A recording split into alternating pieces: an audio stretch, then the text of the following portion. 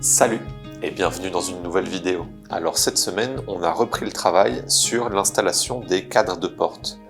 Donc comme on vous disait dans l'épisode 90, on a choisi des portes à fleur de mur. Donc une porte à fleur de mur, qu'est-ce que c'est? C'est tout simplement, comme son nom l'indique, une porte dont la partie battante, donc la partie qui s'ouvre, va se trouver sur le même plan que la paroi sur laquelle elle est posée. Donc pour que notre porte se retrouve à fleur de mur, on a dû installer ce cadre. Ce cadre, il vient être complètement intégré dans la paroi. Donc une fois que le cadre a été fixé à nos montants en bois qui se trouvent dans la paroi, il y a eu tout un travail de revêtement avec le fermacelle et ensuite d'enduit pour venir combler l'espace entre le fermacelle et le cadre. Et donc ce qui nous a beaucoup plu dans ce concept de porte à fleur de mur, c'est tout simplement qu'une fois que la porte sera installée, on va pouvoir peindre à la fois le mur et la porte avec la même couleur, avec la même peinture. Donc dans notre cas, on va avoir une paroi qui sera tout simplement blanche, la porte sera blanche aussi, et donc tout ce qui restera visible sur cette porte, ce sera le petit espace qu'il y a tout autour du cadre. À part ce petit espace-là, on aura une porte qui est quasiment invisible. Et alors donc ce concept de porte presque invisible, ça nous paraissait assez intéressant, puisque comme vous savez, nous on aime bien juxtaposer le rustique, l'ancien, avec le moderne. Et donc dans la maison, on a déjà les murs en pierre, les sols en terre cuite, l'enduit chaud-chanvre sur les murs périphériques. Et donc ça fait déjà beaucoup de textures et beaucoup de couleurs, c'est des surfaces qui sont assez complexes. Et donc pour offrir vraiment un contraste, on voulait sur ces parois en fermacelle avoir quelque chose de très lisse et très simple, donc blanc, avec quasiment aucun relief. Donc en attendant de recevoir nos panneaux de porte, on va vous montrer un petit peu comment on a intégré les cadres aux parois. Dans l'épisode 90, on avait donc commencé par fixer nos cadres à la structure en bois des cloisons, avant de les revêtir avec du fermacelle.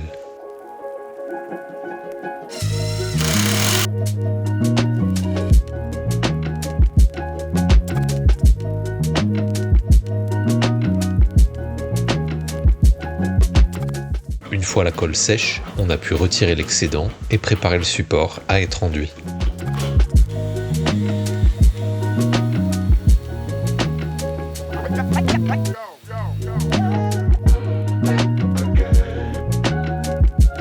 On a ensuite commencé à remplir les espaces restants entre le fermacelle et le cadre des portes avec un enduit de rebouchage, toujours en suivant les instructions de pose fournies avec les cadres. Et on passe ensuite à la seconde porte.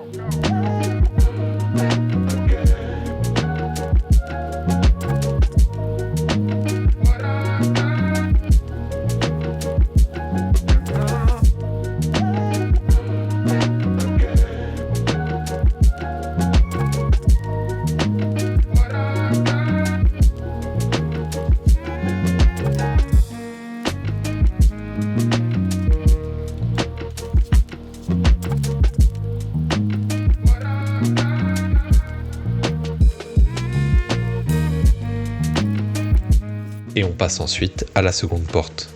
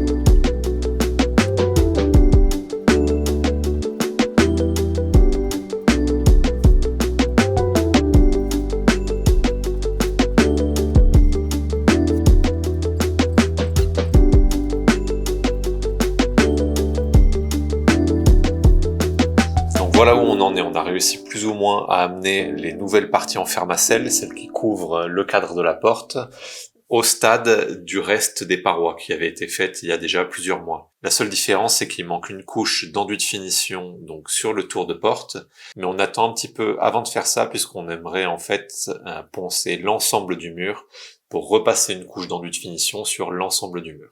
Et donc ça, c'est quelque chose qu'on fera seulement dans les prochaines semaines. Voilà, donc maintenant on va passer un petit peu à la cuisine, puisque pendant que la colle séchait ou que l'enduit séchait, on a aussi un petit peu travaillé à côté. Et oui, car après notre erreur dans la salle de bain, on en a fait une autre dans la cuisine. On a en fait commandé un lave-vaisselle à encastrer qui n'était pas compatible avec nos façades Cubro. Et on a donc dû en commander un autre.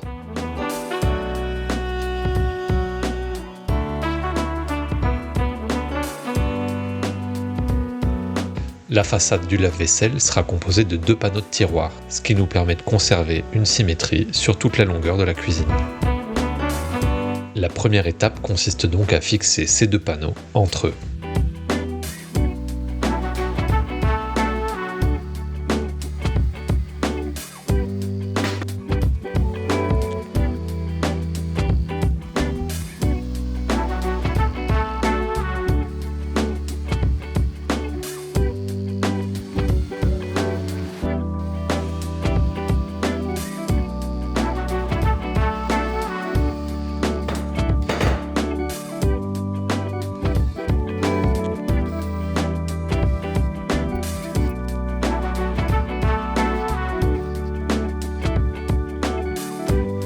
On suit ensuite les instructions fournies avec le lave-vaisselle pour installer les pièces qui permettront à la façade de coulisser lorsqu'on l'ouvrira ou la fermera.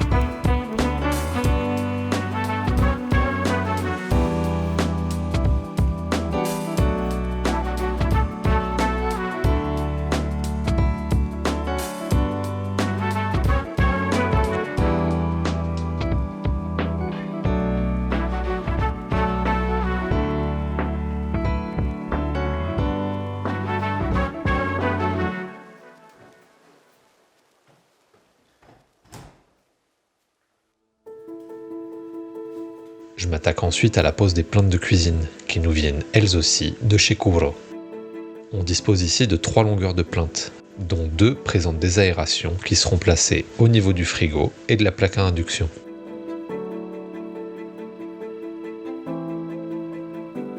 Les découpes sont ensuite effectuées au niveau des jonctions entre caissons.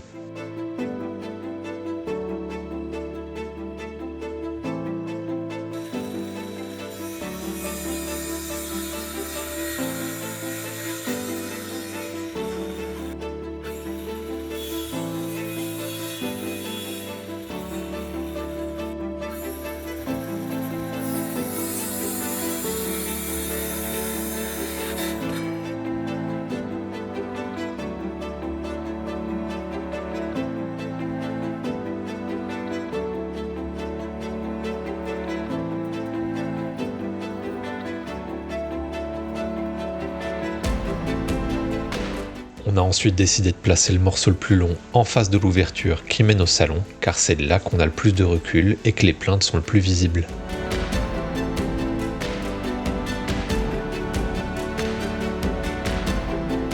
L'emplacement des pieds de nos caissons est ensuite repéré sur les plaintes.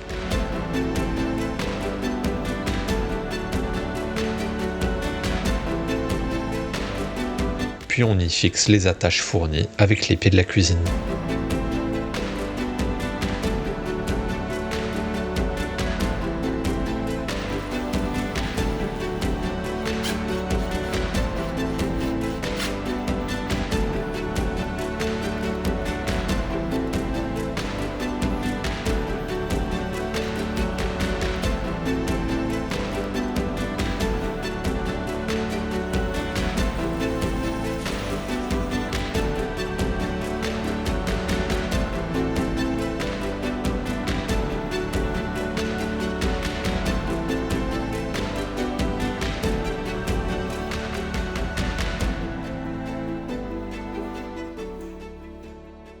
Et voilà, détail après détail, cela ressemble de plus en plus à une cuisine finie. Prochaine étape, la crédence. Mais ça, ce sera pour une prochaine vidéo.